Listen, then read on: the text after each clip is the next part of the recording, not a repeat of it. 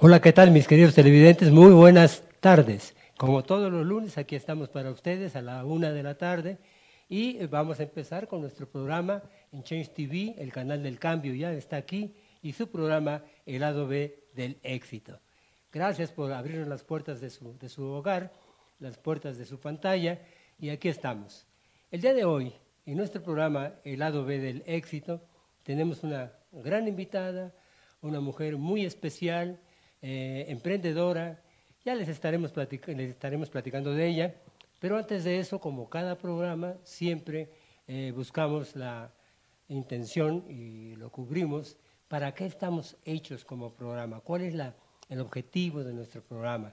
Ustedes recordarán que nuestro programa es en apoyo a un crecimiento intelectual, por supuesto, empresarial, pero lo más importante también buscamos que ustedes, nosotros, todos los que participamos, siempre estemos en un esquema motivado, algo fuerte para la motivación, que es ver experiencias, testimonios de grandes personalidades que de una u otra forma comparten con nosotros este programa, estas experiencias. Entonces, quiero darle la bienvenida a Brenda Liliana Rubalcaba Montoya. Muchas gracias, Armando. No, al contrario, qué gusto volvernos a ver otra vez. Muchas gracias a todos por estar aquí. Gracias. Entonces, todos se preguntarán, bueno, ¿quién es Brenda Liliana Rubalcaba Montoya? Ella utiliza un nombre mucho más cortito para efectos de sus presentaciones y ella se llama Brandy Rubalcaba. Exacto, ya luego me dicen Brenda y digo, ay, ¿quién? Ah, sí, soy yo. Entonces, Brandy Rubalcaba es una mujer amante de lo que hace. Es una mujer bailarina profesional, es una mujer que es maga, hace magia, es una mujer también malabarista, ¿cierto? Es una mujer también creadora y en búsqueda, mejor dicho, de alivios para personas con problemáticas, ya les estaremos platicando, pero también es una gran empresaria. Hay mucho por comentarles al respecto, pero bueno, vamos a irnos poco a poco conociendo la historia de Brandy, y te agradecemos de verdad mucho que te animaras a compartir con nosotros. No, al contrario, yo más agradecida de la invitación, en verdad. Correcto, gracias. Bueno, pues vamos a empezar la plática. Platícanos un poquito, Brandy, ¿cómo están tus raíces familiares? Sé que naces en Guadalajara, pero qué mejor que tú nos lo platiques. Claro que sí, yo soy de la Perla Tapatía, de Guadalajara, Jalisco, México. Efectivamente, también mi mamá nace, toda mi familia nace en Jalisco. Mi mamá se llama Adriana, ahorita ya está en el cielo. Y mi hermana es menor que yo, ella es Elizabeth, soy mayor que mi hermana por 2 años, 8 meses y 6 días. Ajá, okay. Mi hermana es fotógrafa y pues mi familia, vengo de una familia muy grande, yo me crié en casa de mis abuelos. Y pues ahí es como las familias de antes, juguetonas, muy unidas, muy católicas, siempre muy trabajadoras, siempre buscando esforzarse, ser disciplinados y siempre pues viendo para adelante.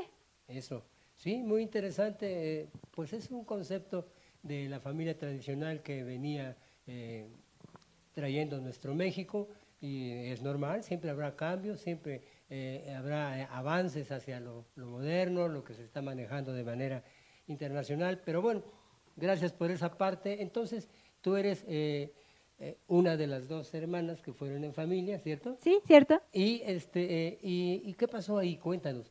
Tú naces allá, entiendo, en 1982. Exacto, el 29 de julio de 1982 a las 12 en punto. Correcto. Y antes en mi casa no había grillos, entonces como en las mañanitas que te cantan, ¿no? Cuando tú nacieron todas las flores. No, en mi casa, cuando yo nací, llegaron los grillos y entonces en las noches cantan. Por eso en mi casa, cuando vemos un grillo somos muy felices, porque es como la felicidad. No, hombre, maravilloso. Pero bueno, siempre esa alegría, esa dinámica, esa energía, esa motivación que tiene Brandy, la ha llevado toda su vida. Yo la conozco desde hace algunos años y a mí me contagia y eso me da mucho gusto. Pero no todo es miel sobre hojuelas. Cuando empieza Brandy a crecer, 4 o 5 años, entiendo que se te identifica una problemática de salud. Platícanos. Bueno, en realidad se me identifica a los 2 meses de edad. Caray. Fue cuando yo nací con problemas de mi cintura para abajo, lo que es el tensor facial lata que te ayuda a mantenerte en pie y caminar no funcionaba muy bien. Las rodillas estaban lo que se conoce como valvas o cariñosas, así como hacia adentro, juntitas. Okay. Los pies no solamente eran planos, sino que no tenían arco ni longitudinal ni medial. Y bueno, en palabras de mi doctor, en paz descanse, el doctor ortopedista traumatólogo Gabriel de la Torre, le dijo a mi mamá, si su niñita no mejora de aquí a 5 años, pues ella podría quedar en una silla de ruedas, pero pues hay que luchar por ella. No conozco el nombre como tal de la discapacidad, de la enfermedad, porque el doctor le comentaba a mi mamá que pues era muy rara y que pues había que irla tratando según cómo fueran los avances, ¿no? Entonces, afortunadamente mi mamá y el doctor Gabriel de la Torre hicieron una mancuerna muy fuerte y toda pues mi familia también apoyó en ese sentido, en que el doctor siempre le daba a mi mamá ejercicios para que me rehabilitara. Debo decir que eran muy dolorosos los ejercicios porque la posición en la que nacemos nosotros para caminar pues es con los pies viendo hacia adelante, ¿no? Claro. Y mis pies veían hacia adentro. Entonces, pues ahí uno como niña pues no sabe cómo, no está muy consciente de ese problema.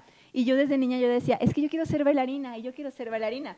Pero cuando dices eso es como si dices, quiero ser astronauta, pues tus papás me dicen, sí, ahorita voy y te inscribo en la NASA, déjame ver cuándo son las inscripciones, ¿no?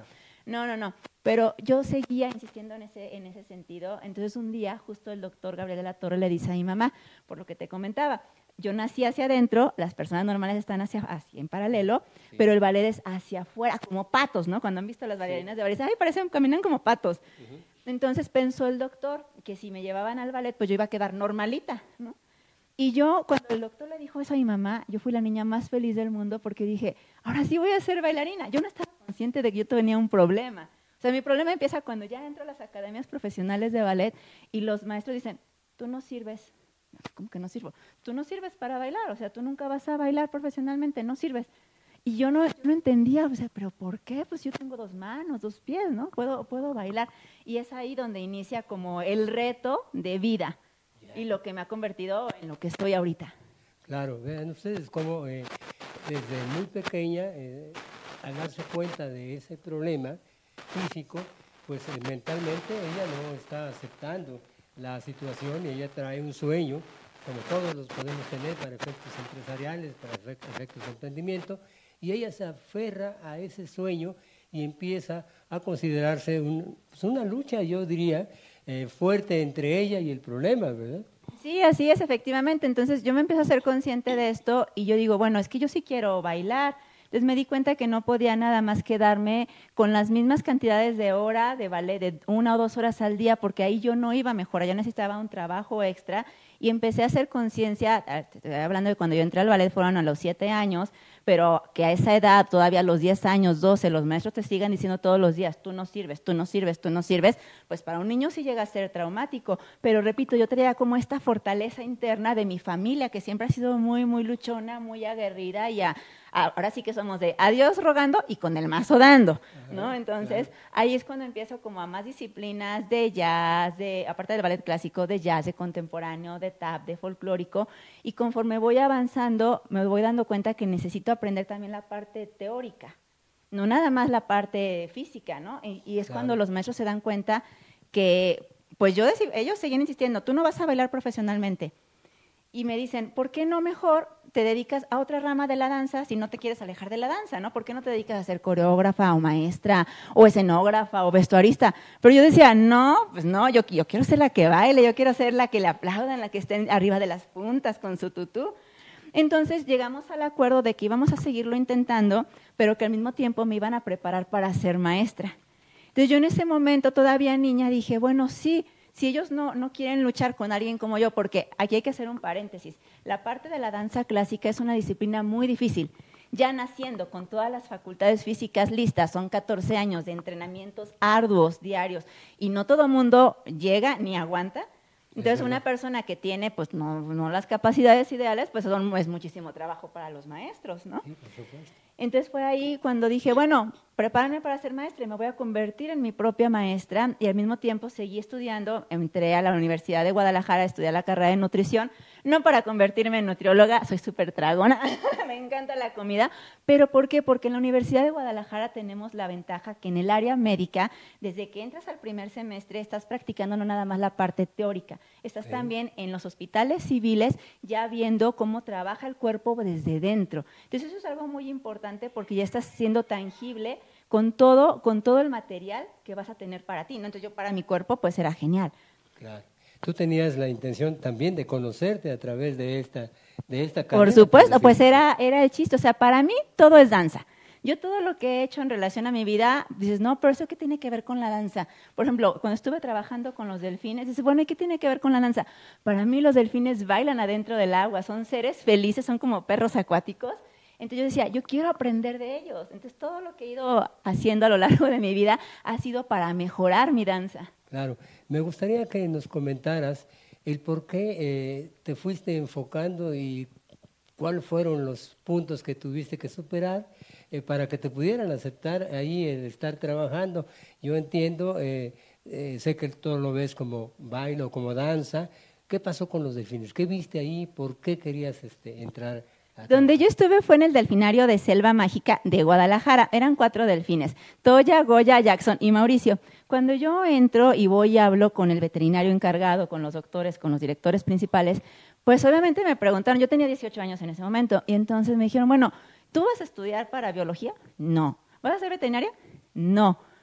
¿Conoces de delfines? No. Entonces, ¿qué haces aquí? ¿No? Entonces yo les planteé lo que yo buscaba y me aceptaron. Yo creo que se les hizo curioso. Me aceptaron y me tuvieron a prueba un tiempo y luego ya me dejaron ahí. Al principio no me dejaban ni siquiera tocar los delfines, era barrer afuera. Yo me puse a investigar mientras en las enciclopedias de animales, así ya sabe, la enciclopedia animal claro, que tenía mi abuelo Macoy en casa, entonces yo me puse a investigar. Ay, los delfines miden 3 metros en cautiverio. Y yo veía, decía, claro que no, yo desde afuera los veo que miden lo mismo que yo, unos 54, están bien chiquitos, ¿no? No, pero el primer día ya que me dejan entrar con los delfines, ya a tocarlos, a manipularlos, a empezar ya a enseñarles, fue como que los 4 delfines, uno acá al lado mío, y dije, el libro tenía razón, si miden 3 metros, están enormes. Claro. Y pues fue una experiencia muy bonita porque justo empecé a poder trabajar con ellos, a comunicarme con ellos a través del movimiento, ver cómo ellos disfrutaban. Entonces, a mí eso, para el lado de la danza, fue eso, es el goce, es el disfrute, no es preocuparte, sí por la parte técnica, pero al final de cuentas la danza es una expresión artística y el arte lo que intenta es compartir a otros, es hablar de corazón a corazón, de alma a alma. La parte técnica sí está bien, la parte gimnástica sí está bien, pero el arte es transmitir desde dentro. Muy interesante. Es decir, que durante este tiempo el problema que tenías en la parte baja de tu cuerpo fue disminuyendo. El problema terminó, a mí se me dio de alta antes de los 18 años. Obviamente siempre seguí y sigo todavía con algunas como plantillas o cosas así, pero el doctor le dijo a mi mamá, señora Adriana, hemos logrado, a mí me decía el doctor Gabriel de la Torre, doña Brenda, que doña Brenda, no me gustaba que me dijeran así porque me sentía como señora, pero que doña Brenda haya superado este problema. El doctor Gabriel trabajaba en la Universidad Autónoma de Guadalajara y él llevaba todas mis radiografías como muestra para ir viendo pues los avances que se iban dando, ¿no? Claro. Entonces pues eran pues muy placenteros para el doctor, ¿no? Un logro para él también. Claro, sí, esto es parte de una tenacidad de confiar en uno mismo para poder lograr ese sueño que se trae, pero hay que pasar muchos baches, como se dice, para poder estar en el camino adecuado. Pero tú no tomaste un camino, tú tomaste varios caminos. Ah, bueno, es que ¿qué pasa? Para ese entonces yo ya me había acostumbrado a que yo lo que hiciera no era suficiente. Entonces mi frase es, nunca es suficiente, nunca es suficiente. Y aunque yo ya sentía que había un avance, yo sentía que de todas maneras no había llegado a mi máximo.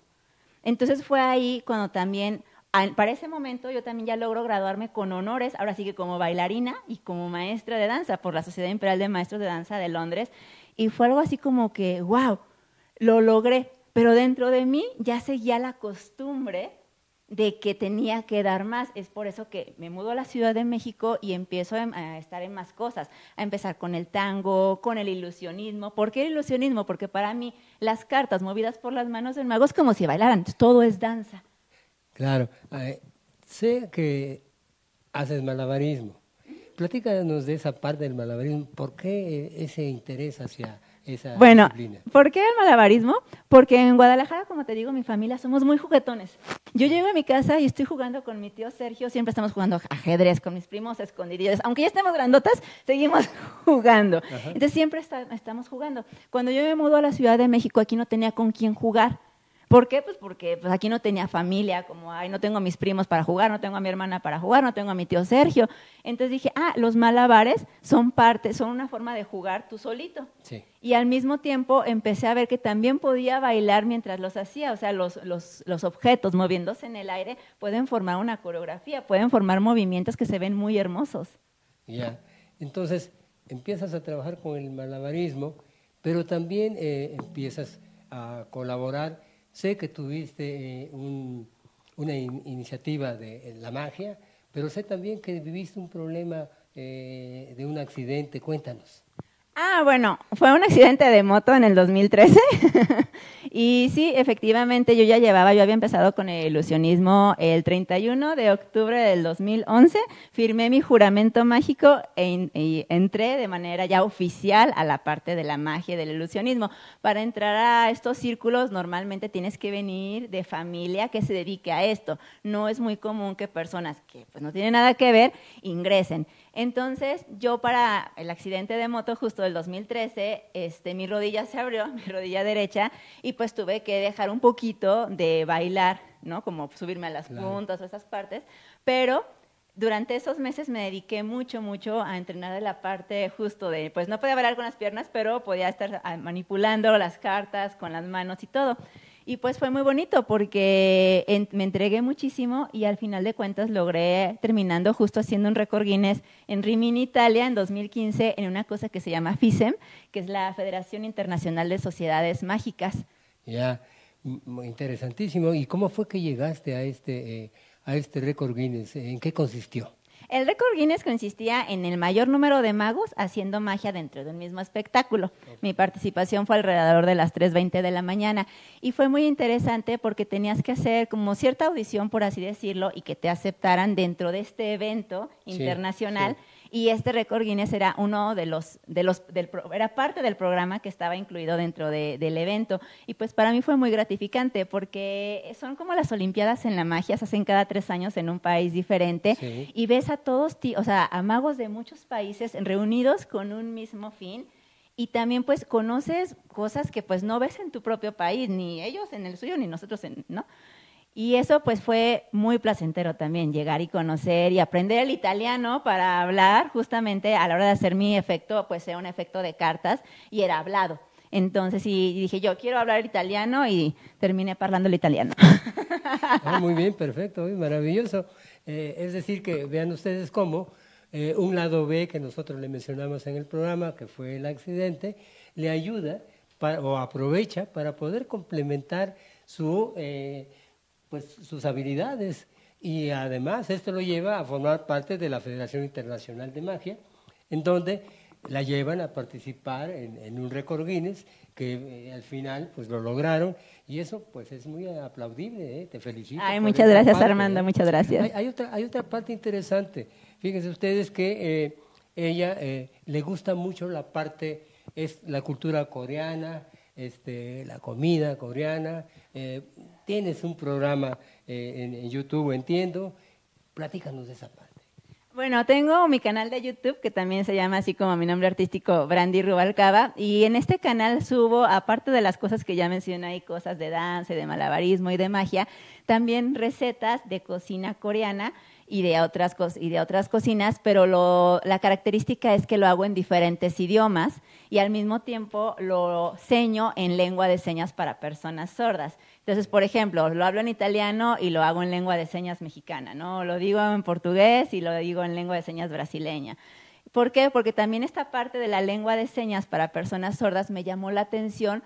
¿Por qué? Porque ellos están bailando mientras se comunican con las manos.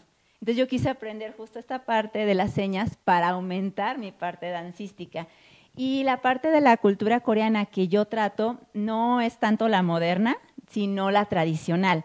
Entonces fui nombrada evangelista de la cultura coreana en México precisamente por promulgar la parte de la cocina coreana y la caligrafía antigua coreana. La caligrafía antigua coreana es para ellos el arte de la meditación. Entonces requiere un esfuerzo y una paciencia personal muy grande porque ya nada más hacer la tinta hay que mover 2 piedras con agua y tener la paciencia a que salga la tinta, agarrar el pincel y empezar a descifrar y a dibujar y a escribir refranes, más bien proverbios coreanos, ¿no? Y concentrarte para encontrarte, así que tu ser interior y conectarte.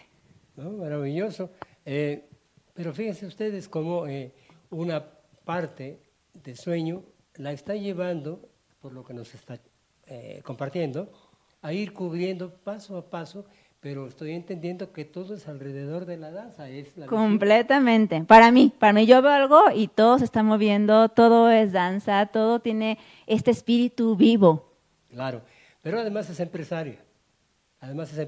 Ella al día de hoy monta espectáculos de magia, ¿cierto? De magia con danza. De magia con danza.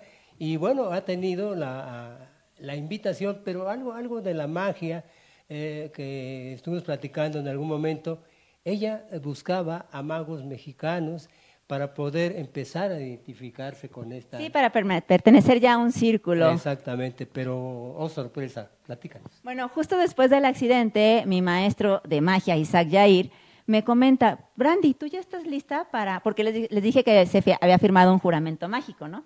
Entonces, en el juramento mágico, uno de los puntos también es como no puedes presentarte hasta que no estés completamente ya lista. Entonces, mi maestro me decía, ya puedes ir a meterte como a los círculos mágicos, ve tratando de acceder, ve tratando de conocer magos mexicanos. Y yo le decía, no, es que yo no me siento lista, pero él insistía en que sí. Entonces dije, bueno, le voy a hacer caso porque él es el maestro, ¿no? El maestro es el que sabe. Claro. Pero justo cuando empecé como a tratar de contactarme con ellos, pues como yo no era nadie en la magia en ese momento, pues no me hacían caso, ni me aceptaban ni nada. Irónicamente, primero me aceptaron magos de otros países, de Canadá, de la India, de Guatemala, de Argentina, y luego ya después los magos mexicanos. Entonces justo en ese momento yo dije, ay no, la primera vez que yo me presenté como maga ante otros magos, a mí me gustaría que fuera en otro país, porque otro país me aceptó antes que mi país, ¿no? Y bueno, fue irónico porque yo nada más lo pensé en ese momento y luego pues resultó que justo mi primera presentación fue donde ya comentamos en Rimini, Italia, en 2015. Sí, claro. Y también sé que en Sudamérica has estado participando. Ah, sí, en Argentina 2019 tuve el privilegio de ser invitada a dar una conferencia como maga para magos llamada La Multidisciplinaridad en la Magia a Buenos Aires. Genial. Pero también, fíjense ustedes, no todo para ahí. Ella recuerda, me comentaba en algún momento, a su mamá le identifican un problema físico. El Parkinson, voy a hacer un paréntesis chiquito para explicar un poquito qué es. Es una enfermedad neurodegenerativa que implica la falta de la dopamina en el cerebro. ¿Qué es la dopamina? La dopamina es la sustancia que permite que te puedas mover de manera voluntaria, que puedas agarrar un vaso, llevártelo a la boca, que puedas caminar y mover tus manos, tus pies. Eso es la dopamina. Todo lo que se implique, tanto interna como externamente, es lo que hace la dopamina. Entonces, cuando llega el Parkinson, muchas veces pensamos que pues son personas mayores que tiemblan.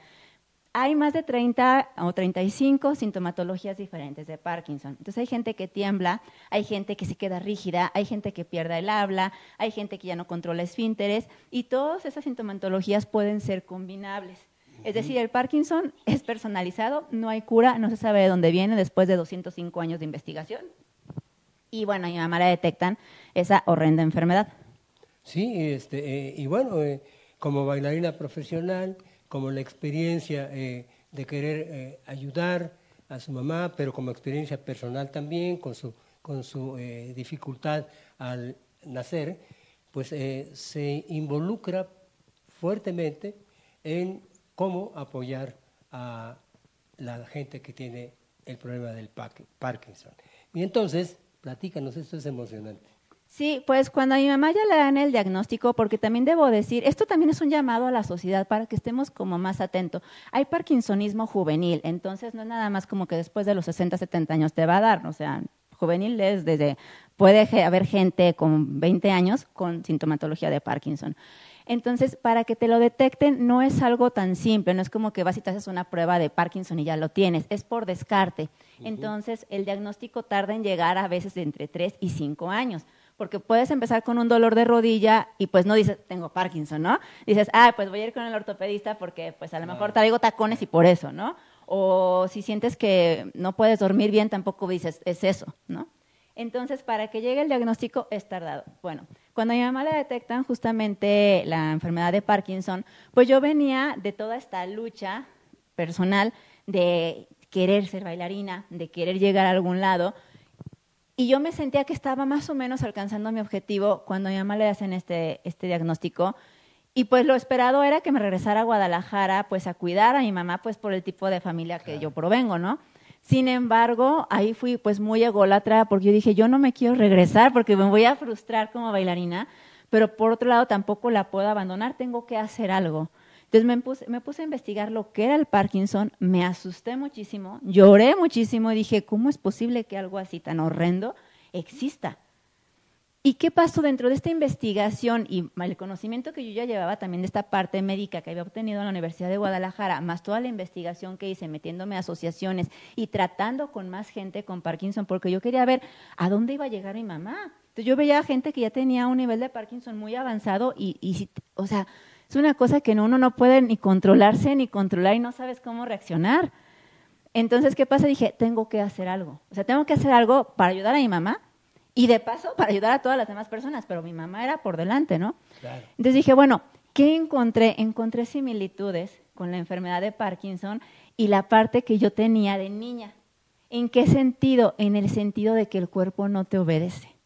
A mí mi cuerpo no me obedecía de niña, pero a los de Parkinson tampoco. Entonces dije, claro, si yo pude desarrollarme a través de todo el trabajo de rehabilitación, de clases, de conocimiento académico, de conocimiento teórico, de práctico, yo estoy capacitada para desarrollar algo. Y fue a través de ese conocimiento, de esa experiencia personal, del amor hacia mi mamá, que desarrollé una metodología única en su género, que llamé así, tangoterapia especial para gente con Parkinson. Claro. Y ya este es el 9º año que pues ya la llevo practicando y pues he trabajado con gente con Parkinson y tengo pues mi grupo de gente que ya la llevo a presentarse al teatro. O sea, para mí el escenario es un lugar sagrado. Ahí no cualquiera. Uno tiene que llegar al escenario con respeto, con trabajo, con dedicación. Y si no te lo has ganado, no debes subir al escenario. Pero yo ya tengo este grupo de personas con Parkinson que se paran y bailan tango. Entonces, el tango pues no es fácil bailar para personas buenas y sanas, ¿no? Entonces, para personas que tienen esta complejidad al moverse, que el cuerpo no les hace caso, es un logro increíble.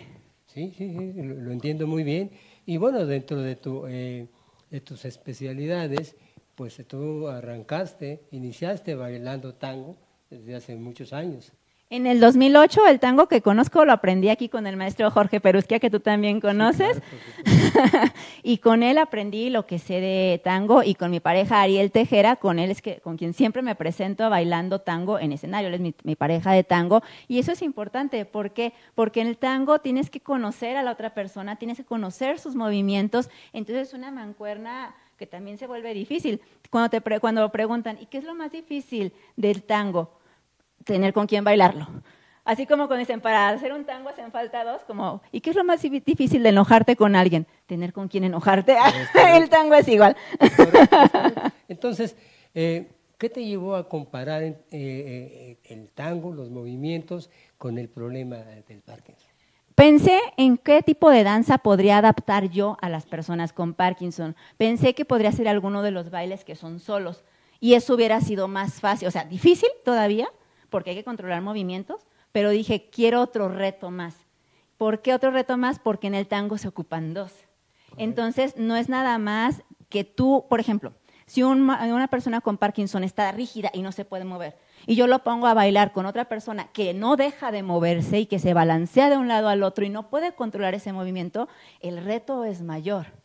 Sin embargo, hago que se conecten estas dos personas, que trabajen juntas, que se complementen, que entiendan no nada más su Parkinson, sino el Parkinson de su compañero, que es diferente, pero que no están exentos de tenerlos ellos también, y que a través de este sentimiento, de este trabajo físico, mental, de ánimo, de equilibrio, puedan encontrar ahora sí que una salida, una nueva forma una nueva oportunidad de vivir, porque cuando te detectan ese tipo de enfermedades es muy feo, en el sentido de que no hay mucho apoyo ni de parte de la familia, ni de parte de la sociedad. Entonces este tipo de trabajos ha ayudado mucho y pues ahí hay algunos videos donde están ellos bailando en teatro y pues ha sido de un problema muy feo, pues salió algo que pudo ayudar a la sociedad. Sí, claro, y además muy interesante porque en ese momento que empieza a darse a conocer, pues también empiezan a preguntarte, a entrevistarte en algunos lugares. ¿En dónde has estado en esta parte? Bueno, ¿les gustó en la parte de TED? Ahí di una conferencia que justo está en YouTube, la pueden encontrar así como Brandy Rubalcaba, Tangoterapia, un abrazo de vida, y ahí hablo también un poquito al respecto del tema. Y pues sí, efectivamente, yo no sabía que iba a tener como un impacto, sí sabía que iba a ser un impacto grande, pero no tanto. Y pues afortunadamente la prensa, tanto nacional como internacional, pues le ha llamado la atención y ha hecho pues sus reportajes experimentados y bien calculados, porque luego nos siguen y tardan a veces hasta un año en sacar el reportaje para comprobar que todo es real. Claro, claro. Sí, maravilloso y es una gran aportación a la salud con un esquema no muy conocido, no muy identificado. Y sé pues que te han llevado a dar entrevistas a diferentes países. Sí, así es, y pues estoy muy agradecida, Claro. pues que de este problema grande haya salido algo bueno para ayudar a otras personas. Claro. También sé, vamos a ir cerrando el programa porque podríamos estar platicando mucho tiempo más, pero también sé que has tenido varios reconocimientos por esa gran labor. Sé que hablas varios idiomas, sé que te han reconocido. Danos un resumen para ir cerrando nuestro programa. Pues me gusta practicar idiomas, me gusta el náhuatl, me gusta el purépecha, hablo 3 lenguas de señas para personas sordas, también tengo conocimiento de la lectoescritura braille para personas ciegas. Sí. Y pues en el canal de YouTube pueden encontrar, como les comentaba, recetas y en diferentes idiomas, en portugués, en francés, en inglés, en italiano, en purépecha de comida. Claro, y sé también que no lo mencionaste, pero tienes otra carrera más aparte. Relaciones internacionales en la UNAM con un promedio de 100 absoluto, sí se escucha muy ñoño, pero sí, de 100 absoluto en todas mis materias y estoy muy, muy contenta por la oportunidad. Claro, maravilloso, de verdad, muy agradecidos aquí en Change TV, en nuestro programa El lado B del éxito. Me gustaría que mandes un mensaje a todos aquellos que son empresarios, quieren emprender un negocio, inclusive que tengan alguna dificultad de manera física o personal, por favor. Claro que sí, pues lo principal es que sigan ahí, que se van a tardar, pero que no dejen de picar piedra, porque a veces uno se cansa de picar piedra y piensa que no lo va a lograr, pero si sigues picando piedra, tarde o temprano vas a obtenerlo. O sea, no hay forma de que no lo obtengas. Lo peor que te puede pasar es justo eso, que obtengas tu éxito y ahora ¿qué haces? Claro, y en el éxito hay que mantenerse, porque pues no es lo mismo llegar y mantenerse, pero además avanzar. Como tú decías, no siempre es suficiente, ¿verdad? No siempre vamos a estar conformes, que así debería de ser, pero parte importantísima es la motivación. Vamos a estar motivados, busquemos siempre la razón de ser y de estar, y seguro que vamos a ir avanzando en nuestros objetivos. Nos estamos yendo, el lado B del éxito, el próximo lunes a la 1 de la tarde, en Change TV, el canal del cambio ya está aquí. Nos vemos. Gracias. Muchas gracias, muchas gracias.